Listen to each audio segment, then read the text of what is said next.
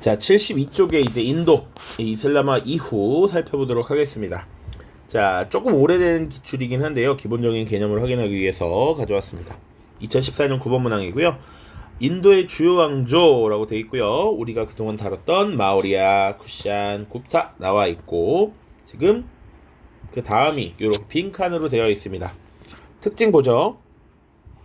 13세기 초부터 16세기 초라고 되어 있고, 수도가 델리였습니다.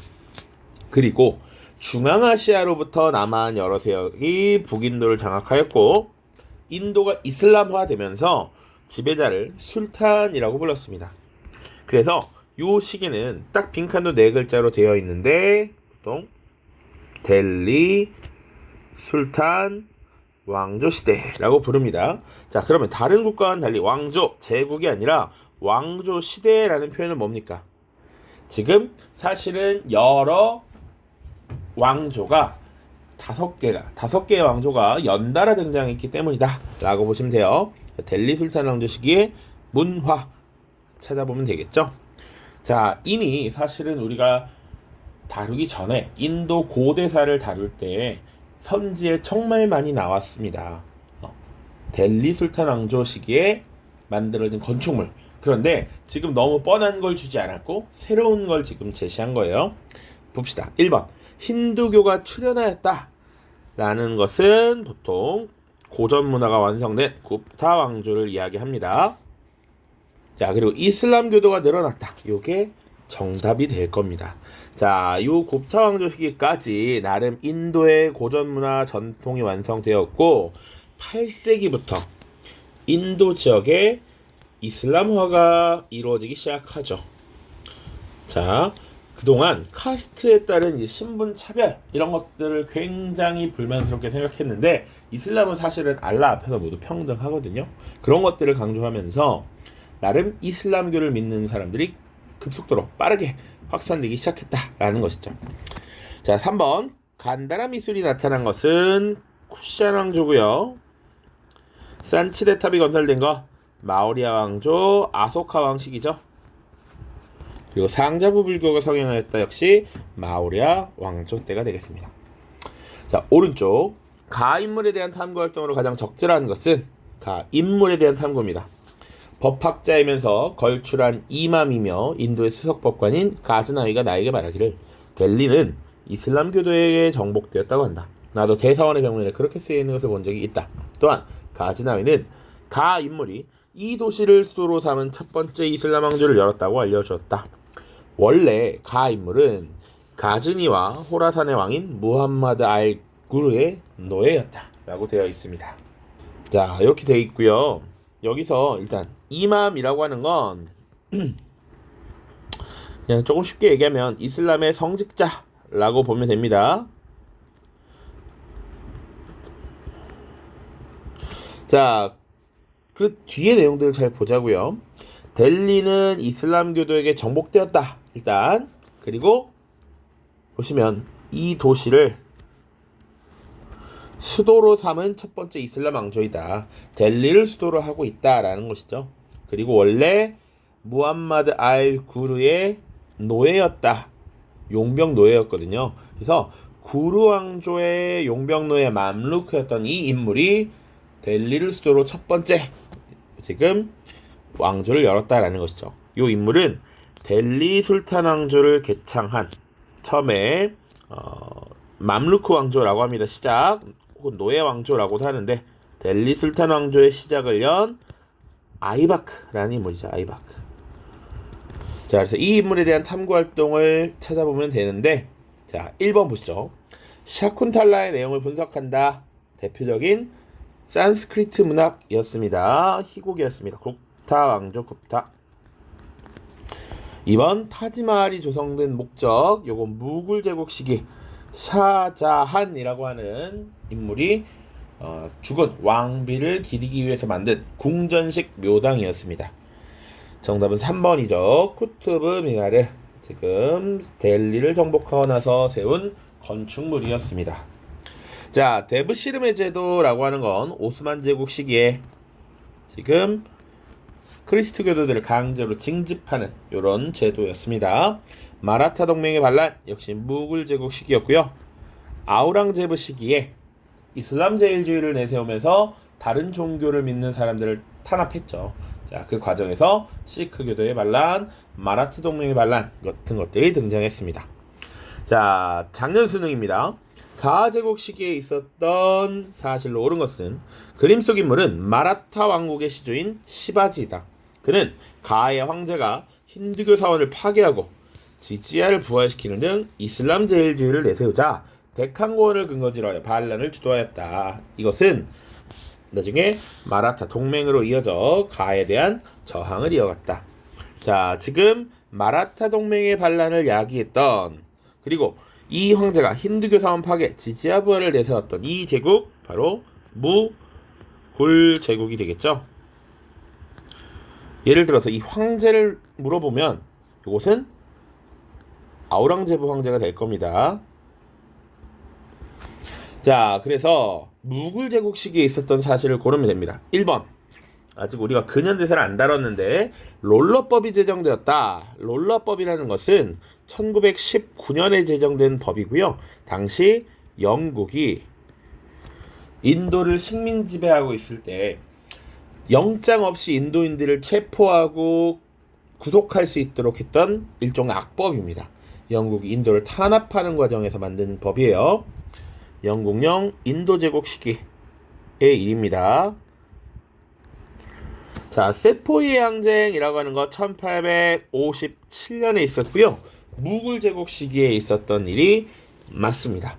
자, 영국 동인도에서의 용병이었거든요. 세포이의 항쟁이 일어나게 되면서 영국이 간접 지배의 형태에서 직접 지배로 지금 전환하게 됩니다. 자, 쿠투브 미나르, 델리, 술탄 왕조 시기가 되겠고요. 인도 국민회의가 결성되었다. 1885년에 영국이 인도를 직접 지배한 이후에 인도의 지식인들을 회유하기 위한 단체라고 보시면 되겠습니다. 영국에 대한 반영 운동을 약화시키기 위해서 지식인들을 회유하기 위해 만든 단체다. 자, 그리고 에프탈이 북인도를 침략하였다. 굽타 왕조 시기가 되겠죠. 정답 2번입니다. 자, 오른쪽 보시죠. 가나 황제에 대한 설명을 옳은 것은, 자, 지금 주요 도시로서 델리와 아그라가 나와 있고요. 가의 제위 당시 확보 영역, 나의 제위 당시 확보된 영역이라고 되어 있습니다. 지금 가 때보다 나 때 더 많은 영역을 확보했다라는 것이고, 사실은 옆에 사파비 왕조라고 하는 게 또 힌트가 됩니다. 지금 이 사파비 왕조는 원래 16에서 18세기 존속했던 국가고, 그 시기에 인도와 지금 국경을 맞대고 있으면 이 당시 인도는 무굴 제국 시기가 될 거예요. 자, 그리고 사실 가 제위 시기 확보 영역을 명확히 알 수는 없지만 우리가 가장 넓은 영토를 확보했던 것이 나가 아우랑제부구나 라는 걸 알 수 있다고요. 그리고 보통 영토와 관련해서 묻는 이 무굴 제국의 황제는 아크바르와 아우랑제부 둘이 전부입니다. 자, 아크바르와 아우랑제부. 자, 그래서 보시죠. 1번, 타지마할을 건립하였다. 타지마할, 중간에 있었던 샤자한입니다. 샤자한, 아우랑제부의 아버지였습니다. 티무르 제국을 창건한 건 티무르죠. 자, 나가 아우랑제부였습니다. 지지야를 부활시켰다. 요게 정답이 되겠죠.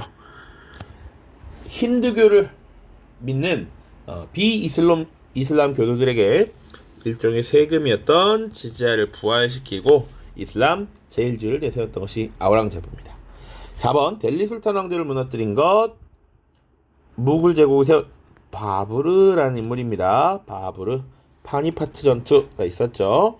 그리고 마라타 동맹의 반란에 직면하였다. 보통 아우랑제부 황제가 죽고 나서입니다. 아우랑제부 사후, 이렇게 보시면 되겠습니다. 자, 73쪽의 문제를 4개 더 보고 마무리 짓죠. 자, 밑줄 친 황제의 통치 시기에 있었던 사실로 옳은 것은 이렇게 돼 있어요. 자, 지금 보면 베네치아 상인 출신의 니콜로 마누치의 주요 행적이라고 돼 있습니다. 그러니까 우리 밑줄 친 황제만 찾아보자고. 일단 황제 군대가 데칸권을 넘어 남인도 지역 대부분을 정복하는 과정에서 포르투갈 상인들이 피해를 입었다는 소식을 접함. 자, 사실은 요게 끝이에요. 아니면 사파비 왕조에서 교역 경험을 바탕으로 서북방 변경 상황에 대한 여러 정보를 황제에게 제공함. 지금 여기 사파비 왕조가 있었다라는 게 하나. 그러면 아까도 풀었지만 16에서 18세기고 여기는 지금 무굴 제국이다라는 것이죠. 심지어 영국 동인도 회사 등이 벵골 지방의 교육 요충지일 때 이미 영국의 진출이 시작되고 있었고 뭄타즈마할을 추모하는 묘당 이미 타지마할이라고 하는 게 건립되었다라는 것도 뭐 힌트가 되려면 될 수 있죠. 자, 그러면 타지마할의 건립 이후에 데칸권 이남을 넘어서 남인도 지역 대부분을 정복하는데 역할을 수행했던 황제, 바로 아우랑제브 황제죠. 아우랑제브 황제. 자, 이렇게 보시면 되겠습니다. 자, 1번 쿠투브 미나르가 건립되었다. 델리 술탄 왕조죠. 델리 술탄 왕조. 타지마할이 조성되기 시작하였다. 무굴 제국 샤자한이라고 하는 인물입니다. 3번 델리 술탄 왕조가 종식되었다. 바브르라고 하는 인물이고요. 비이슬람교에 대한 지지아가 부활되었다. 이게 아우랑제브에 대한 설명이죠. 자, 바스코다가마가 캘리컷에 도착한 것이 1498년의 일입니다. 아직 신항로 개척 안 달았고 사실은 실제로도 연도를 물어보지는 않는데 요거 지금 캘리컷에 도착하였다. 요게 15세기 말의 얘기고요. 이때는 무굴 제국 시기가 아니라 사실은 델리 술탄 왕조의 거의 마지막 마무리 단계라고 보시면 됩니다. 자, 하나만 더 얘기를 하자면 우리가 아직 유럽사를 다루지 않았지만 신항로 개척이라고 하는 주제를 다루면 이 지금 여기 포르투갈 상인들이 피해를 입었다라고 돼 있죠. 그러니까 신항로 개척이라고 하는 건 사실은 지중해 무역에서 다소 소외되어 있었던 이베리아 반도에 포르투갈, 에스파냐 주도로 먼저 시작이 됩니다. 그 과정에서 에스파냐와 포르투갈의 여러 상인들이 각 지역으로 진출하게 되는데 이 지역, 특히 이 아래 도시가 고아라고 하는 도시예요. 이 지역에 포르투갈인들이 지금 상관, 이제 거래를 할 수 있는 거래처를 설치하고 무역을 주도했었다라고 보시면 됩니다. 그래서 이따 말레이 반도의 물라카, 그리고 여기 고아, 인도에는 고아 혹은 뭐 뭄바이 이런 도시를 거점으로 삼았었습니다. 그 정도만 보시면 되겠네요. 자, 오른쪽 보시죠. 밑줄 친 이 세력에 대한 탐구 활동으로 가장 적절한 것은 황제는 정복 활동을 통해서 데칸권 이남까지 영토를 확장하여 제국의 영광을 드높였다. 그러나 그는 선대 황제가 폐지하였던 지지아를 부활시키는 등 이슬람 제일주의를 지향하였고 이에 각지에서 반란이 일어났다. 특히 카스트제의 신분 차별에 반대했던 이 세력은 고빈드 싱의 지도 아래 펀자브 지방에서 저항을 끈질기게 이어갔다. 자, 일단 이 황제가 누군지 명확하게 알겠죠? 바로 아우랑제브 황제입니다. 그리고 선대 황제라고 하면 누구겠어요? 지지아를 폐지시켰던 아크바르가 되겠죠. 아크바르. 자, 그런데 고빈드 싱의 지도 아래 펀자브 지방에서 저항을 계속했다라는 거, 요거 시크교 세력이거든요. 시크교. 시크교 자체는 나나크라고 하는 사람이 만들었는데 이후에 펀자브 지방을 중심으로 저항을 계속해 나갔습니다. 자, 하나 더. 지금 이 무굴 제국에 저항했던 세력 마라타 동맹 있죠. 마라타 동맹의 반란. 요거는 시바지, 마라타 왕국의 시바지라는 인물, 그리고 데칸권 지역에서 끝까지 저항, 요런 것들 키워드 기억하시면 좋겠습니다. 자, 그래서 정답은 나왔죠. 4번 나나크의 사상이 끼친 영향을 파악한다. 이렇게 보시면 됩니다. 자, 1번에 탄지마트의 주요 내용. 탄지마트라고 하는 거 은혜개혁이라고 표현하기도 합니다. 술탄이 은혜를 내렸다라는 거야. 오스만 제국 시기에 지금 헌법을 제정하고 의회를 설치하려는 이런 움직임이었죠. 물론 당시 술탄에 의해서 강제로 다시 과거로 복구하려는 이런 경향이 나타나기도 합니다. 자, 마흐디 운동의 전개 과정을 찾아본다. 이거 아직 다루지 않았는데 수단 지역에서 일어났던 민족운동 중에 하나입니다. 3번 플라시 전투.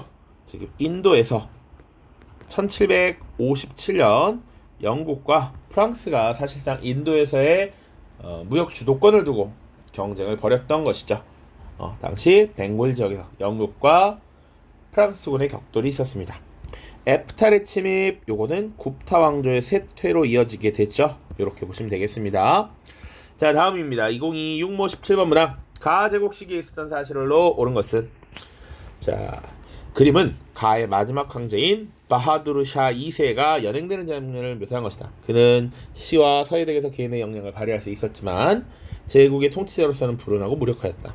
영국의 압박 속에서 별궁에 머물던 그는 동인도에서의 인도인 용병이 일으킨 봉기에서 명목상의 지도자 역할을 수행하다가 권좌에서 쫓겨나고 말았다. 자, 지금 영국의 진출, 영국의 압박이 심했다. 그리고 동인도에서의 인도인 용병이 일으킨 봉기, 요것을 보통 세포이의 항쟁이라고 합니다.